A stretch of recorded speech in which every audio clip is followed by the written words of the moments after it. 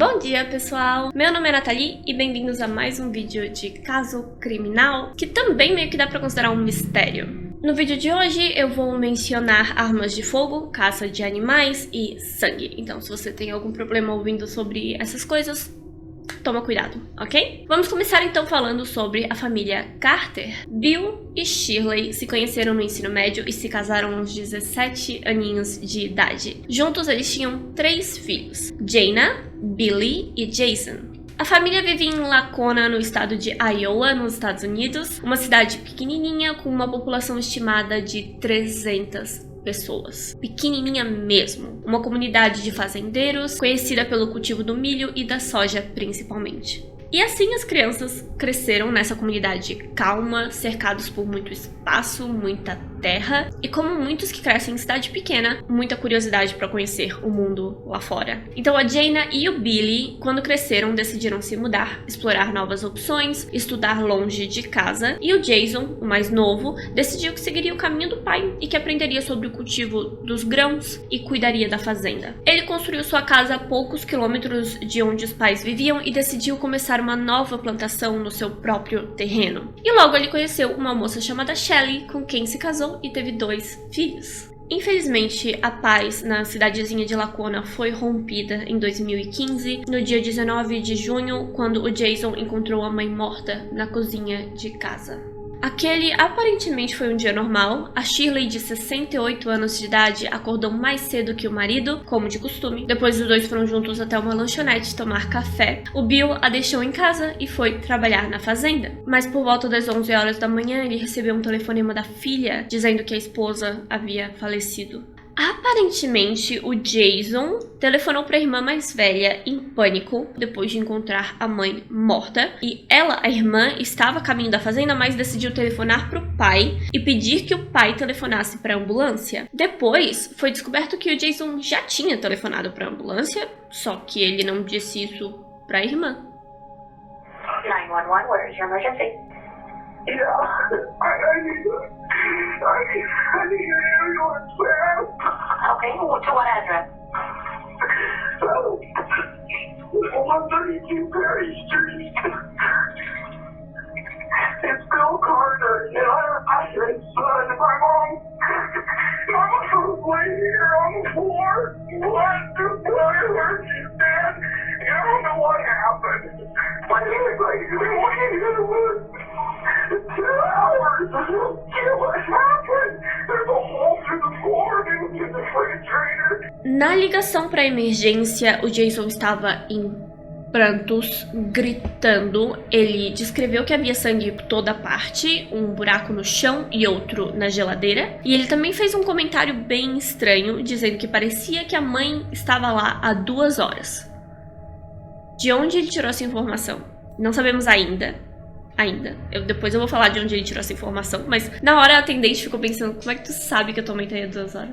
Quando os policiais chegaram, eles notaram que a Shirley havia sido posicionada, provavelmente pelo filho, com as mãos no peito e os pés cruzados. Os sapatos dela estavam na porta da frente e parecia ter sido um latrocínio, um assalto que deu errado. Isso porque havia, como Jason descreveu, 2 buracos de bala na cozinha e o escritório da casa havia sido todo revirado. Talvez os assaltantes procurassem pelas senhas de banco da família ou algo assim. Talvez a Shirley tenha pego os criminosos com a mão na massa e eles simplesmente atiraram nela. Mas essa teoria de roubo começou a parecer improvável porque a bolsa da Shirley continuava sobre a cadeira da cozinha, com todos os seus documentos, seus cartões de crédito, seu dinheiro, tudo dentro da bolsa. As caixas de joia dela e do marido também estavam intactas, as louças da família muito caras, algumas com detalhes em ouro. Então parece improvável que os ladrões invadissem uma casa no meio do nada só para procurar papéis de banco e ir embora depois de matar uma pessoa. Sabe? Bom, eles poderiam ter se assustado com o fato de que a mataram, ou então ouviram o carro do Jason entrando na propriedade e fugiram na direção oposta. Muita coisa pode ter acontecido, mas algo que também perceberam é que eles levaram os cartuchos da arma com a qual eles atiraram, né? Eles tentaram limpar a cena do crime. A necrópsia confirmou que a Shirley havia sido morta por 2 tiros de rifle no peito e, considerando os ângulos, acredita-se que ela foi atingida uma vez, de longe, caiu no chão e então o assassino deu um segundo tiro de perto para garantir que ela morreria. Observando os relatórios do telefone naquela manhã, foi possível ver que depois de chegar em casa, Shirley fez uma ligação telefônica. Eu não encontrei exatamente para quem que ela telefonou, mas ela fez uma ligação telefônica e alguns minutos se passaram até que ela fosse atacada. O que para os detetives indicava que o assassino entrou em casa depois que ela chegou, não antes. Porque, bom, acredita-se que se ela chegasse em casa e tivesse alguém mexendo no escritório, ela ia ouvir, chamaria atenção ou faria alguma coisa. O Bill ficou devastado com a situação. Ele e a Shirley já eram casados há 52 anos. Então, toda a família estava destruída com essa notícia. It's the best thing that ever happened to me. E agora eles teriam que passar por longos interrogatórios, né? Porque os policiais não acreditavam que aquele havia sido um roubo comum. Eles achavam que alguém da família tinha feito aquilo. Primeiramente, não havia sinal de invasão na casa e eles logo confirmaram que nunca trancavam as portas, porque era uma cidade pequena, era um lugar muito seguro, ou eles acreditavam que era um lugar muito seguro, e esse fato acabou indo para os jornais como um sinal vermelho. Tranquem suas portas, nós temos ladrões e assassinos na cidade de Lacona. Toda a comunidade estava muito assustada e como os vizinhos e os amigos da família não acreditavam que foi um membro da família que fez aquilo, eles estavam achando que tinha um criminoso à solta na cidade. Bom, todos os membros da família tinham um bom álibi, menos o Jason, o filho que encontrou a Shirley na cozinha. Então ele se tornou o principal suspeito. Ele disse que foi até lá naquela manhã para cortar a grama do quintal, como já tinha combinado com os pais. Os detetives também queriam questioná-lo sobre o que ele disse na ligação para emergência, porque isso também parecia bem suspeito, né? Ele disse que a mãe estava deitada lá há 2 horas. Como é que ele sabia disso? O Jason respondeu que ele se baseou na experiência que ele tem com caça e com animais que sofrem ferimentos na estrada, porque, né, ele mora numa área muito rural, tem muitos animais que são atropelados ou que levam tiro de rifles de caça no meio do mato, e ele disse que ele sabe que se o sangue do animal está em vermelho vivo, significa que morreu há poucos minutos. Mas se está marrom escuro, significa que faz algumas horas. E o sangue no chão da cozinha estava marrom escuro, então ele somou 1 mais 1. Parece plausível, mesmo assim eles continuaram pressionando o Jason e focando nele. Eles o convidaram a fazer um teste do polígrafo, ele concordou em fazer e falhou, ou seja, o teste indicava que ele estava mentindo. Bill, marido da Shirley, disse que eles planejavam deixar todas as suas terras para o filho mais novo, o Jason, porque ele era o único interessado em continuar trabalhando nisso e realmente trabalhando na terra e cuidando da fazenda. Eles iam simplesmente deixar ações da empresa, né, a empresa que eles usavam para vender os produtos da fazenda, para os outros 2 filhos, e eles já tinham contado isso para o Jason. Aparentemente, ele já sabia que esse era o arranjo que eles estavam planejando. Depois que testes foram feitos nas armas da família, o Bill confirmou também que um dos rifles estava faltando. Ou seja, o assassino usou um dos rifles da família para matar a Shirley e provavelmente levou a arma com ele. E também, de acordo com o Bill, essas armas ficam bem escondidas. Ele não deixa simplesmente largadas pela casa. Então o assassino sabia onde as armas estavam. Mas foi só isso por enquanto. O rifle nunca foi encontrado e não havia muitas evidências contra o Jason. Então foi isso. Até que a família declarou para a mídia que eles tinham um suspeito e que eles esperavam que a polícia confirmasse que aquele cara era o culpado. E sim, o Bill, a Jayna e o Billy suspeitavam do Jason também. O Bill, principalmente, ele estava determinado a provar que foi o filho mais novo. Chegou a contratar um detetive particular para confirmar as suas suspeitas. E o Bill deu várias entrevistas em jornais locais, lavando roupa suja. Ele declarou que o seu filho vinha traindo a esposa e que tinha também um celular secreto usado apenas para falar com as amantes.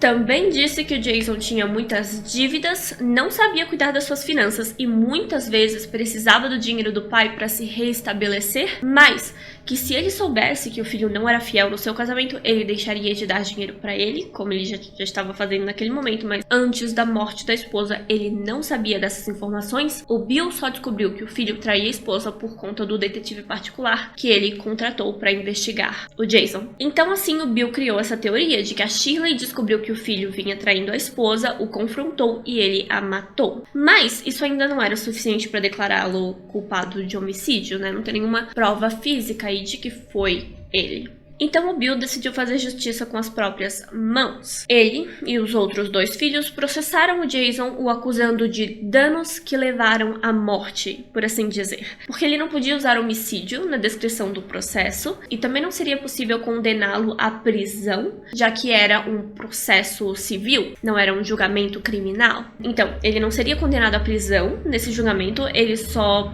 seria sentenciado a pagar uma indenização para a família da vítima, ou seja, a sua família. Em abril de 2017, o júri declarou Jason Carter culpado de danos que levaram à morte e ele foi sentenciado a pagar 10 milhões de dólares para sua família. Agora que ele havia sido considerado culpado nesse tipo de processo, o Bill sugeriu à polícia que o Jason deveria ser julgado por homicídio de verdade. E eles concordaram. Jason foi preso, acusado de homicídio em maio de 2017, 2 anos depois da morte da mãe. Em março de 2019, Jason teve a chance de se declarar culpado e acabar logo com isso. Deu, entendeu? Prisão perpétua, acabou. Mas ele negou e se declarou inocente. A defesa declarou que havia sim provas de que a Shirley foi morta 2 horas antes do Jason fazer aquela ligação para emergência e que há imagens de segurança que mostram o caminhão dele entrando e saindo da fazenda 2 horas antes dele encontrar a Shirley. Então isso comprovava que ele não estava em casa naquele horário, não tem como ter sido ele o assassino. O perito encarregado do caso foi chamado ao banco de testemunhas e disse que ele não tinha quase nenhum material da cena para examinar, não tinha impressões digitais, nem cartuchos de rifle, nem DNA da cena. Ou seja, ele não tinha material para determinar nenhum suspeito, muito menos o Jason. Com isso, a defesa queria dizer que todas as evidências contra o Jason eram circunstanciais, era só alguém falou isso, alguém falou aquilo, o detetive particular descobriu isso, descobriu aquilo, mas não havia evidências físicas. As únicas coisas que realmente indicavam que ele poderia ser o assassino eram o fato de que ele encontrou a Shirley, ele mexeu nela, né, ele colocou ela naquela posição com as mãos no peito e os pés cruzados. Ele sabia onde ficavam as armas da família e tal, mas nada palpável, sabe? Por fim, o júri declarou Jason Carter inocente. Ele ainda tem que pagar aqueles 10 milhões de dólares para a família, mas ele não vai pra cadeia. Fica um mistério. O que vocês acham? Vocês acham que foi o Jason quem assassinou a mãe? Vocês acham que foi o Bill? Porque uma coisa que eu percebi muito é que o Bill, ele tava determinado a provar que foi o Jason. E falando que foi o Jason e, como eu disse, lavando a roupa suja pra quem quisesse ouvir que o Jason era o pior filho, que roubava o dinheiro da família e que traía a esposa e que não sei o que. E a esposa do Jason continuou fiel a ele esse tempo todo, apoiando o marido o tempo todo. Eu comecei a suspeitar do Bill, já que o Bill deixou a esposa em casa e foi trabalhar. E a gente não sabe quanto tempo depois ele estava na fazenda ou se tem provas de que ele não matou a esposa. Sabe, eu não sei. Vocês acham que foi mesmo um assalto aleatório? Uma pessoa querendo encontrar as ações da fazenda e querendo roubar as contas bancárias da fazenda? Me digam nos comentários. E algo interessante que ocorreu foi no ano de 2020, o Billy Carter, o filho mais velho da família, atacou o pai e foi preso. Aparentemente os dois tiveram uma discussão bem grande e Billy atacou o pai, o que mais uma vez me fez questionar. Será que não foi o Bill? E aí os dois discutiram a ponto do Billy espancar o pai, idoso já de mais de 70 anos. Como sempre, muito obrigada por assistir até aqui, muito obrigada por deixar o seu like, deixar o seu comentário e por se inscrever no canal. O Pix está passando na tela se você quiser dar a sua gorjeta. Se você prefere usar o cartão de crédito ou o Mercado Pago, você pode clicar no botãozinho do Valeu ou você pode se tornar membro do canal. Muito obrigada Alessandra Roque, Tati Pereira e André Falei por serem membros do canal. Muito obrigada, pessoal. E é isso então. Redes sociais e caixa postal na descrição do vídeo e o meu canal de vlogs vai estar aparecendo aqui do lado. E eu vejo vocês no próximo vídeo. Tchau!